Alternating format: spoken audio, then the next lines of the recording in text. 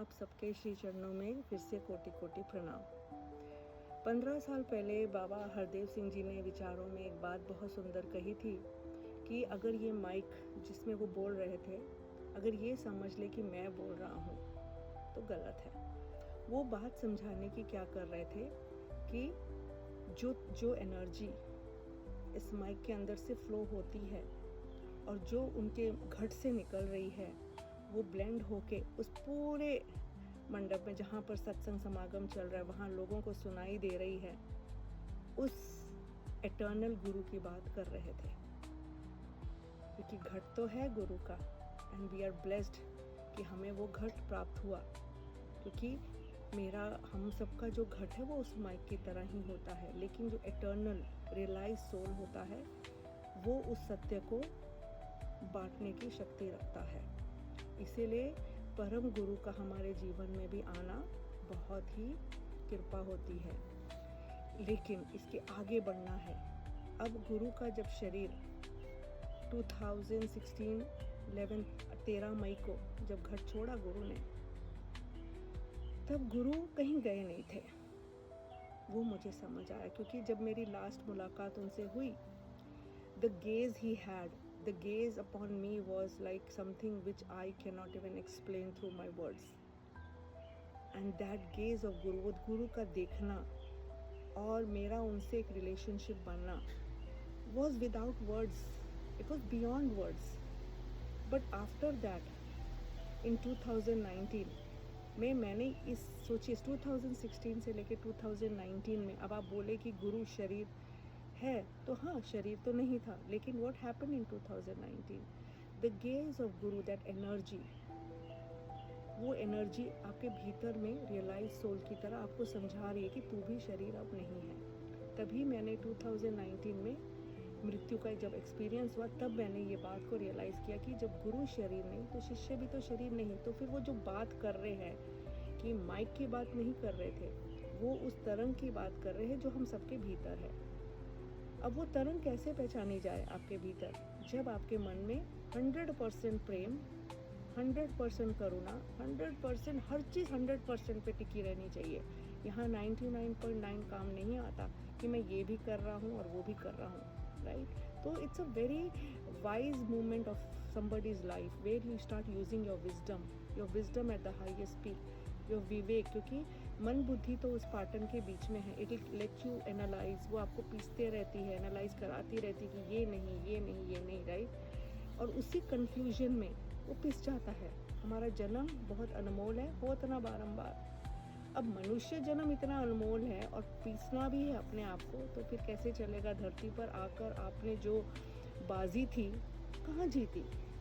तो बाजी तो यहाँ जीते जी जीतना है कि भाई मैं समझ गया कि I am not body, I am not mind, I am not मन।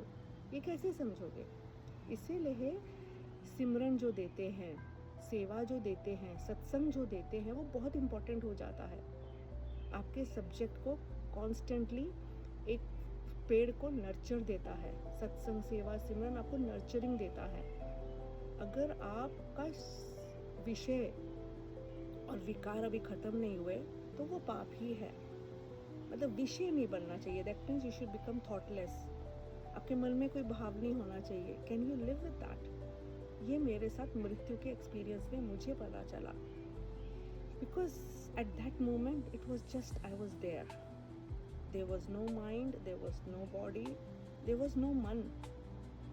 तब मुझे विशेषकर ये पता चला कि जो बाबा हरदेव सिंह जी थे मेरे लिए, वो कभी शरीर में, वो एक बहुत कीमती मूवमेंट था मेरे लिए जब गुरु इस रूप में एम्बॉडीमेंट में आते हैं, शरीर के एम्बॉडीमेंट में। और वो एम्बॉडीमेंट में आके वो आपको क्षण में ही, it doesn't take much long to make you feel realized, but at the same time your flower has to blossom within you, your choice has to blossom within you कि मुझे तू चाहिए। Until you don't have that, और पूर्ण गुरु के पास जब आप इस ब्लॉसम के साथ जाते हैं, वो तत्क्षण में आपको समाप्त कर देता है कि आप माइक नहीं हो, आप वो तरंग हो जो आपके भीतर बोल रहा है। तो फिर वहाँ पर आपका अहंकार टूट जाता है।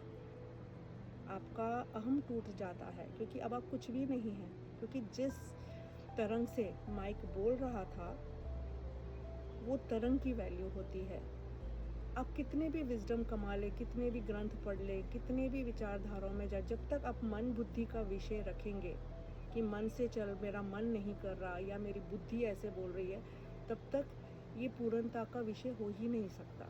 उसमें जब सरेंडर और फेथफुलनेस की बात होती है, उसमें तो मन बुद्धि की बात आनी ही नहीं चाहिए। जो तू दबावे, जो तू चाहता है, जो हो रहा है वो ठीक हो रहा है। जब इस तरह का करेज नहीं आता ना, तब तक सिर्फ बातें हैं, बातों का क्या। इसीलिए मेरे परम गुरु ने कहा बहुत कि अगर बातों से बात बनती तो कब की बन जाती, क्या बनी क्या बात, तो बात बनने की है। एक को जाना, एक को माना, एक हो जाने की बात है। अब देखो ये फ्यूज़ पड़ा है, क्योंकि इसमें वो एनर्जी ही नहीं है। तो क्या हम शरीर हैं या हम वो चेतना है जो इस घट में बैठा है। इसीलिए यहाँ पर अद्वैत का एक बहुत सुंदर उदाहरण आता है, तत्वम असि। उस चीज़ को जानने के लिए अगर अभी भी आप अपने परम गुरु की शिक्षाओं को लेकर सत्य से बैठेंगे कि मुझे तू चाहिए, क्योंकि जीवन यात्रा में ये मोड़ आएगा जहाँ आपको लगेगा कि और कितना काम करूँ मैं, और कितना करूँ मैं थक गया हूँ। ये मोड़ आता है सबके जीवन में। कितना जॉब करेंगे, कितना कमा लेंगे, कितना इकट्ठा कर लेंगे, ये सब कितना। जाइए किसी मरघट पे, उस शरीर को देखिए, कितना ले जाएंगे आप। ना मन ले जाएंगे, ना बुद्धि ले जाएंगे, ना आपकी विद्वता ले जाएंगे, ना आपके ग्रंथ ले जाएंगे। एक छोटी सी बात होती है, स्वयं से स्वयं तक की जाने की। मुल्ला की दौड़ मस्जिद तक। अब आप अपने मस्जिद में ही नहीं गए। आपकी दौड़ इतनी लंबी है कि आप 24 घंटे सिर्फ दौड़ ही लगा रहे हैं, सिर्फ अपने पीस ऑफ माइंड को एक्वायर करने के लिए। तो क्या धरती इतनी बुरी है कि हमें यहाँ पर सिर्फ पीस इकट्ठा करने आए हैं? शांति चाहिए ना सबको, peace and I want peace, I want space, I want shanti. क्या धरती इतनी बुरी जगह है? नहीं महात्मा, एंजॉय कीजिए धरती के रंग बिरंगे चीज़ों को। जीना सीखो, जीने को बोलते हैं। मरेंगे तो एक दिन सभी, जो आएगा सो जाएगा, राजा रंग के फकीर। तो जीने को क्यों बोलते हैं? क्योंकि आपको कुछ काम करना ही नहीं था। आपको सिर्फ इतनी ही कृपा हुई कि आपको मानव जन्म मिला। मानव जन्म अनमोल है, होत ना बार बार। मानव के शरीर में आके जो कार्य करना है उसको हिट कीजिए महात्मा, उसको चुनिए। बाकी सब एंजॉय कीजिए। जिंदगी है, संसार है, रंग बिरंगी है।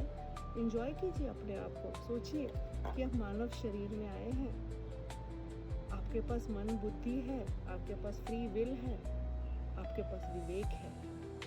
इसीलिए ध्यान रखिए अपनी यात्रा में, अगर विषय आपका केवल आध्यात्मिक है।